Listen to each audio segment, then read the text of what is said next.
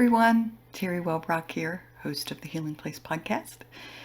I had one of my previous podcast guests, Catherine Hughes, come to the Low Country area in South Carolina, visiting her cousin in Beaufort, South Carolina, which is about an hour outside of Hilton Head, where I live. And we had a wonderful visit. And while we were sitting and discussing trauma and trauma recovery and solving all the world's problems, while looking out across the Port Royal Sound on a beautiful day, she had mentioned that she listens to the show, which I want to thank her for. That's such a beautiful gift. And how she loves that I put out interviews that come at healing, and not just from trauma, but healing in general, from so many different perspectives. And so it was such a valid point that she brought up, and I just wanted to take this moment before the show to say, I know not everything is going to resonate with every person, but keep listening, keep looking, keep searching, keep finding that which resonates with you, and not just with this show and these interviews and these conversations, but be your own advocate, be your own hero by never giving up the search for solutions and resolution for your own healing journey. Because as we heal and then put our stories out there, we help others along theirs. So anyway, I just wanted to bring that point up, and thank you for tuning in and inviting others to listen, because the show continues to grow, and I'm so grateful to all of you for being here. Thanks. Here's the show. Welcome, everybody, to the Healing Place podcast. I am your host, Teri Wellbrock, and so excited to have with me today Laura Formentini. And she is an author, nonprofit photographer, and activist. So welcome, Laura. Thank you. Thank you, Teri. You have a book coming out in January, and we're going to talk about, I love on your website, how love and action heals the heart. It's beautiful. Yeah. Well, excuse me. So it's been quite a journey. I, ever since my first trip to, I would say, Africa in Kenya. I've become a nonprofit photographer, an activist for numerous animal causes. I've opened an animal sanctuary, and so I've really experienced who I am ever since my first trip to Africa. And it's been incredible because I've seen the most amazing people who have come out of really difficult circumstances, and they've beaten all odds. And that really makes me believe that there is a hero inside each one of us.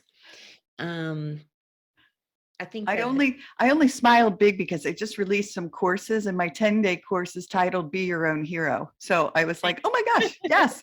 yeah, and the hero has many faces. It's just like Joseph Campbell, the philosopher, said in his works on mythology. And I've met people who have overcome tremendous odds to create something beautiful out of their own darkness, and even during these super challenging times. And I believe that if they can do it, so can we. So I've worked with founders of children's homes in Africa, what we still call orphanages. I've worked with communities in Malawi and in the southern portion of Africa, also in Central America.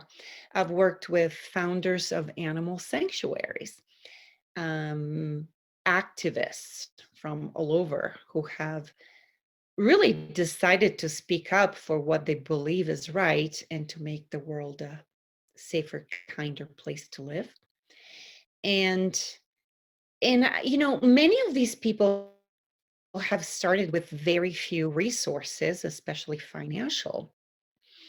but they have persisted in their goals because they firmly believe in love in action. Okay. So I think that putting love into action really stems from the core of who we are at the core of our being. We can start small and we can start any day. Okay. We don't need to open up a sanctuary. We don't need to do anything grandiose. We're talking about kindness. We're talking about being there. We're talking about listening. We're talking about becoming patient, saying sorry, forgiveness, but especially bringing justice to the surface always. Justice in public is a form of love. Whatever we feel is right and we want to bring to the surface, we should do that. Like, are we drawn to animals? Are we drawn to children? Do we want to speak up or stand up for a specific cause? It doesn't have to be anything grandiose. Again, we can all start small and we can all start exactly where we are. Yeah. And I so, call that I call the work, like when I started doing it, my soul work. I wasn't getting compensated for it, but it was trying to put out hope for healing messages, and yeah, and doing it with such great love, like just saying I'm putting it out there for those who are hurting and those who need it. Yeah, and it's just, I don't know, it's so fulfilling for me. I feel selfish about it because it's so fulfilling on a heart and soul level. yeah, but it's about something.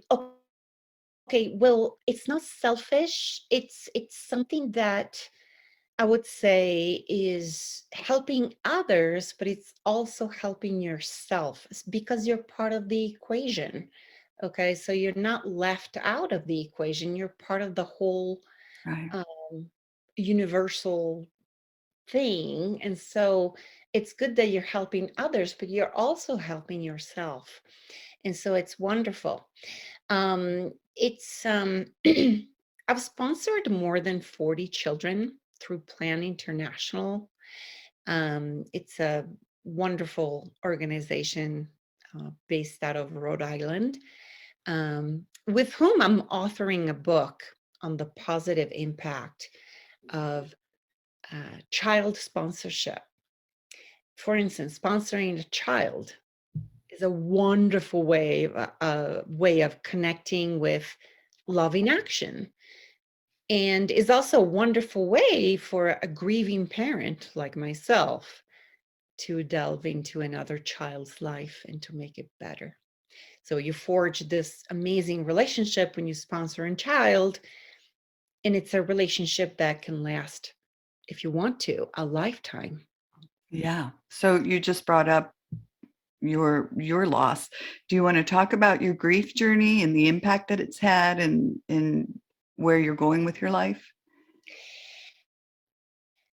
On on one of my African journeys, where I was collecting stories of transformation for one of my books, I received the news that my son Blaze had taken his life Oh, on the other side of the planet. I was in Ethiopia at the time, and he was in Colorado. So his name was Blaze, and he was an incredibly sweet, generous, ultra sensitive soul, an empath, and I am one too. We had planned to work together in the nonprofit field. So I'd fundraise, and we would tell stories through the documentaries he would create. And it's sort of like seemed like we had both found our passions and shared the same emotions. Okay. So after I received the call, I will never forget. how an Ethiopian stranger, I was in Ethiopia at the time, I was in rural Ethiopia. The stranger, his name is Asafa. Okay. And he was a friend of one of my guides. He was one of my tour guides.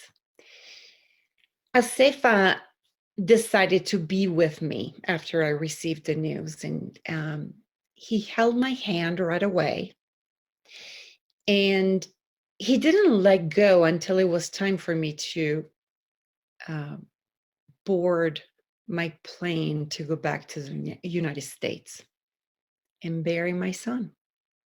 Oh, how And every beautiful. few minutes, Asafa asked me in this beautiful Amharic language, which is the official language of Ethiopia, "Are you okay? Are you okay, sister?" So there was like a bond right away between him and I, sort of like a brotherhood, like a sisterhood. And obviously, I was distraught, thinking about how I would manage on this desperately long trip back, because I was in the rural Ethiopia, and then I would have to fly to Addis Ababa, which is the capital of Ethiopia, to Dublin, Ireland to Boston, Oh my God. and from Boston to Denver to bury my son. And that I was by myself. And so I was completely distraught. I was like, I'm gonna go crazy. But his presence immediately became my lifeline. Now, Asafa's wife was expecting their third baby. He was doing a matter of days.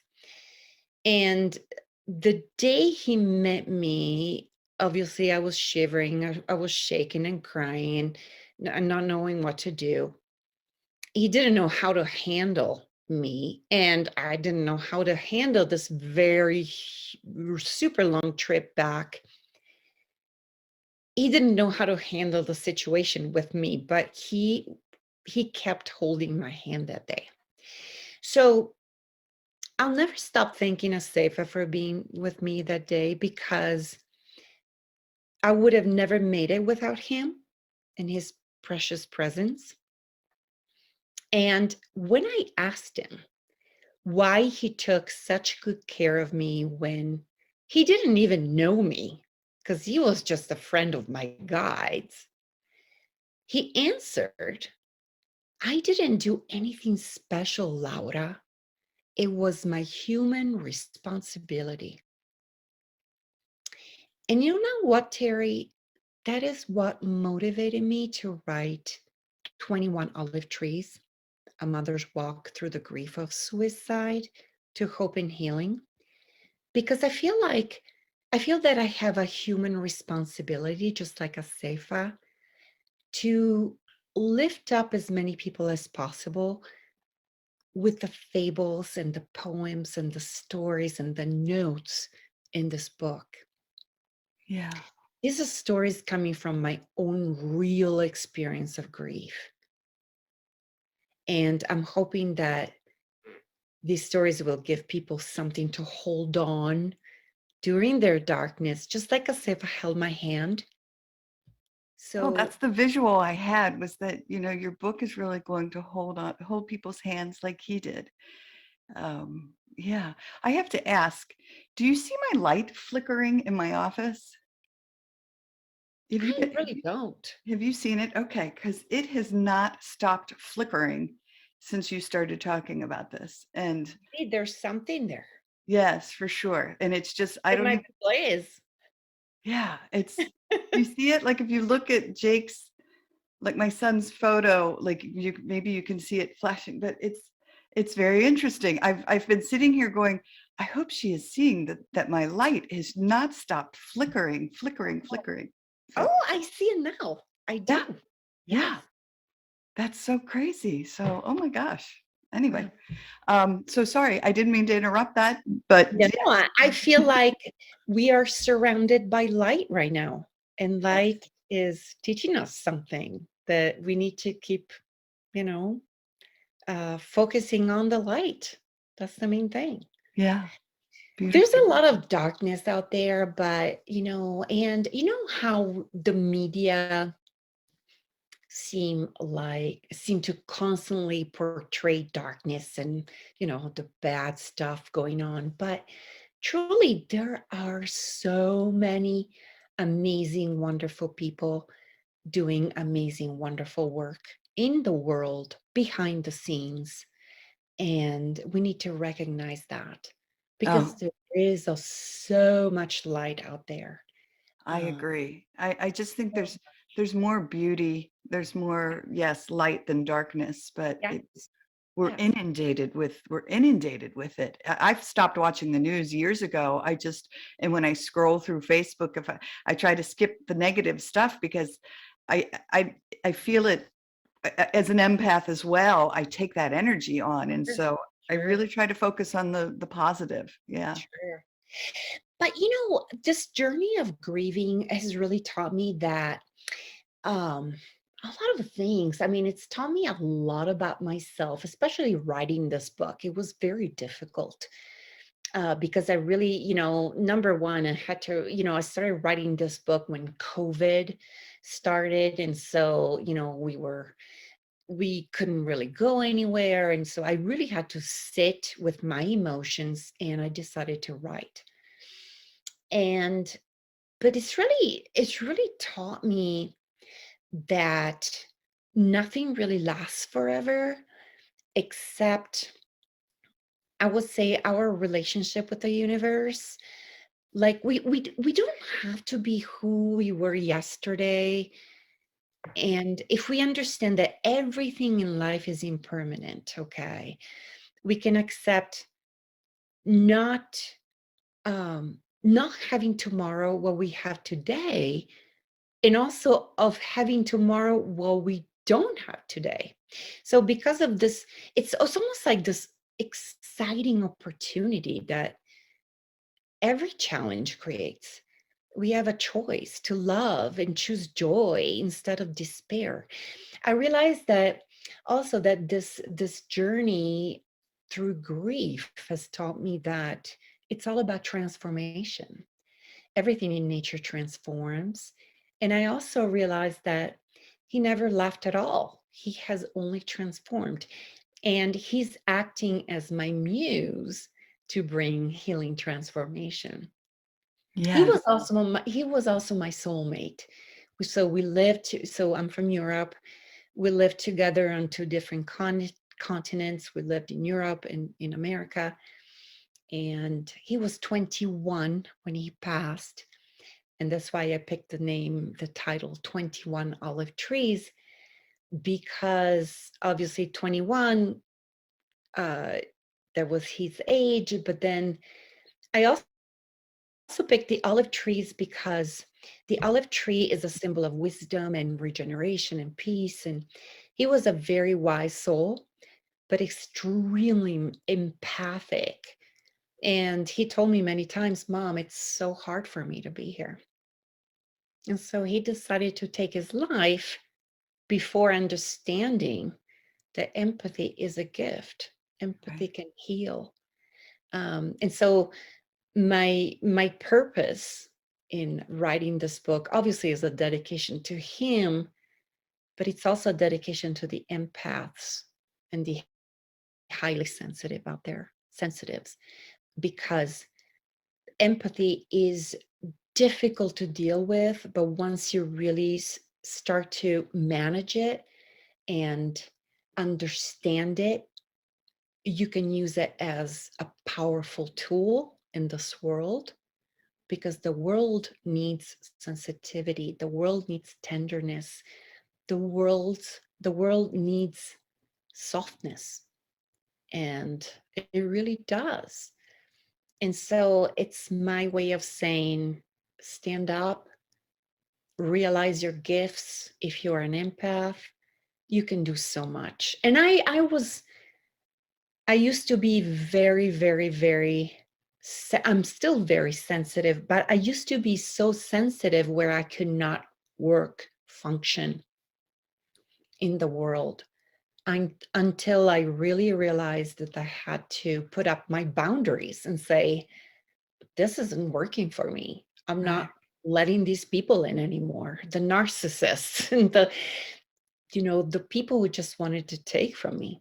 Yes. Oh gosh, I did the same thing, and just Sure. removing that toxicity. Well, one, I didn't know what a healthy boundary was, and then so I figured that out. And then two, yes, when you have that, it's okay to remove that toxicity from your life. It doesn't mean you don't still love the person or you don't care for their well-being, but it can be from a distance.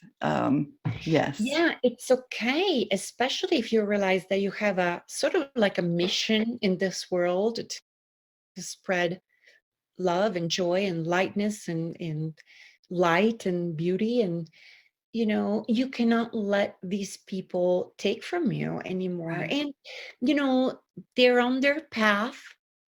We are on our own path. And that's fine. I mean, you realize that they are on their own path, but you don't have to engage Right. anymore so that they won't take from you anymore, because it's easy to take from people who are so giving like we are. Right. And so, but Blaze was one of those people he was extremely giving and super generous and sensitive. He was also a musician, he was an actor. We did a lot of work in the nonprofit field. And so it was too much for him to deal with a lot of people, and he just couldn't handle it. And so my message is, it's very important that sensitivity uh, finally uh, gets some gets acknowledged in the world as a superpower. Yeah. It really is. Yes. Oh my gosh. And to have support for those who are, um, yeah, connected on energy level. And Sure. yeah, beautiful. Wow. My Spirit, whole energy, office. beauty, and lightness. And again, we can acknowledge as sensitive people that these dark energies are around us. We just don't have to engage. Right. Just let them be, and we can just stay grounded in our space of light and continue our work in the world. Yes. Someone had said to me once that if you take darkness and light and put it together, the light is always more powerful. Like the light always illuminates the darkness and not vice versa. And so I Yep, just love that visual that, we just continue to shine our light, yep. um, and it will illuminate the darkness. And so, well, and the other thing I wanted to say is, thank you so much for sharing your grief journey. My heart hugs yours, certainly, Thank you. for your loss and your grief. But it's just, I think it's such a gift when we can share those stories of pain, and then, the triumph that comes out of the pain. Yeah, it's this book again was very challenging, but it taught me a lot about myself as far as what I can do if I focus on positivity. And there were a lot of tears, because this book brought up a lot of suppressed emotions and the darkness that I had suppressed. But it came to the surface, and I'm feeling light now. I'm positive that this book will impact a lot of people in a positive way. And it's also my message that anything dark can be transformed. So we it's in our power to not to give in to darkness, but focus on the positives and the beauty and the light. There's so much beauty in this world. It's crazy. Most people, don't even, because we're thinking about COVID, we're thinking about, say, wars and this and that, but there's so much beauty in this world, so Yes. much. So if we can focus on that and not engage with the rest, um, that makes the whole difference. And that was my journey with this book. It brought up a lot of pain, but I was able to heal the pain and let it go. And I said to the earth, please take this pain and release it from me. And I feel light. I feel like, wow, it's almost like the birth of another child. So I lost a child, but I give birth to another one. Yes, beautiful. And so I love how you said that about yesterday, or about putting it into the earth, because yesterday I told you before we hit record, I've been having these histamine issues and coming up with solutions, and it's been quite a journey. And yesterday I sat on my front bench and just cried and cried and cried and cried and cried. And I put a post out last night and said, I'm allowing myself to have the emotions and the tears, and it's not depression, it's natural human emotion. And so Sure. I love it that you talked about, it's okay to cry it out. It's okay to allow yourself to It's experience. okay. We're humans. And Yeah. So many yeah, times, people think, oh my gosh, tears. I had talked to a physician early on when all of this started happening. And I'm not kidding. Her first words were, well, maybe let's get you on some anxiety medication. And I thought, I, I don't want it's, to throw a pill on it and, make the symptoms like this is part of the it's process. a Is human experience, right? yeah, It's right. a human Right. experience. But the one thing that I wanted to say was, so yesterday when I walked, after I got my cry out, I went over and I knelt down in the grass and I put my hands down on the grass and I was just like, I'm just going to release this into the earth. So I love that you said that, because yeah, that's another part of that healing process.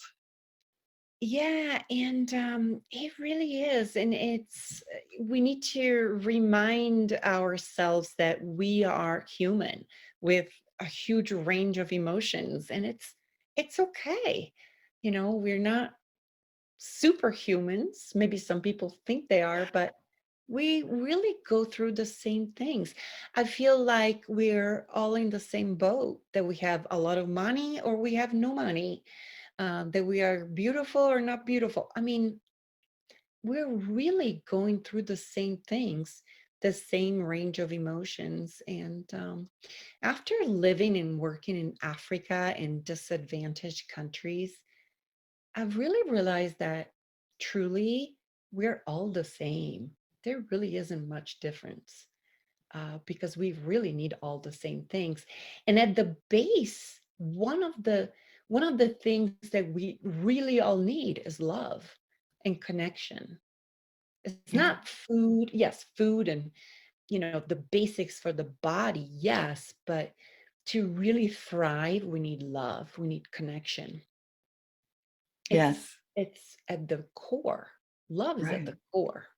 And I think this pandemic, which is why it's really it can be considered a traumatic experience for so many, was that loss of connection and that Sure. loss of yeah, of having being supported and feeling alone or isolated. So yeah. But it also teaches us that we're all in the same type of experience in the Yeah. end. Yes, there is a loss of connection, but it doesn't matter if you're a celebrity or if you're just struggling to just, you know, find some basic food. We're all really in the same boat, especially this. I think this pandemic has really taught us that it doesn't really matter what you have in a material sense.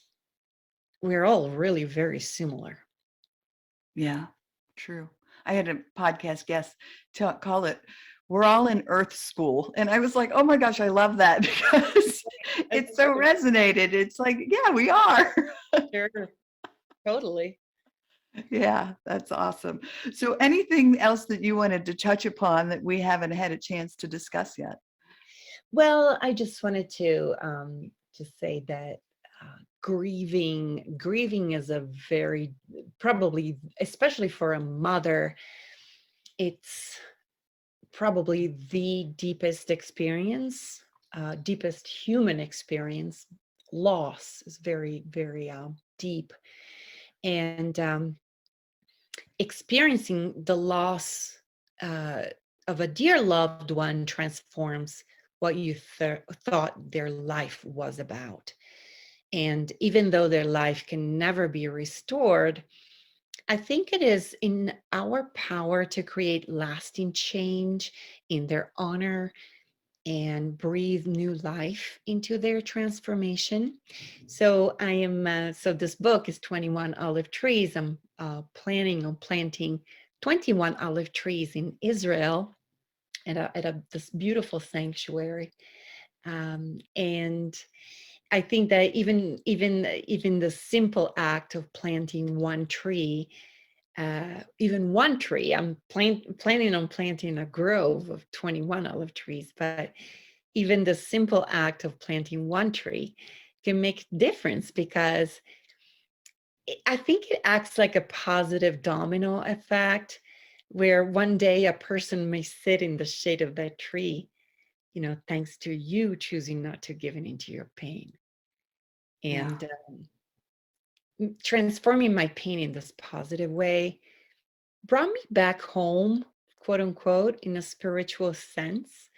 I feel more at ease now, even if he's not here in the physical. I feel him in spirit.